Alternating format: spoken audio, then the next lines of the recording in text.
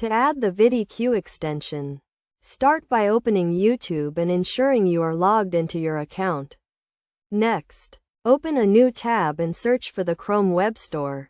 Then click on the first link that appears in the search results. Once in the Chrome Web Store, navigate to the extension section and search for Vidiq.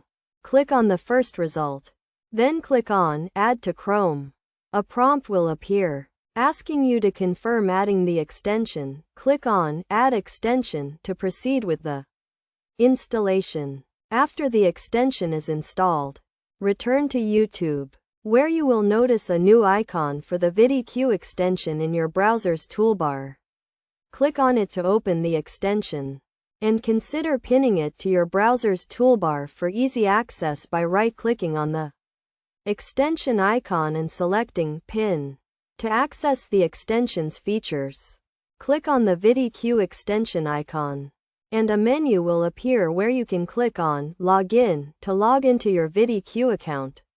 Once logged in, you will have access to various features, including video analytics and optimization tools, which will allow you to optimize your YouTube content more effectively.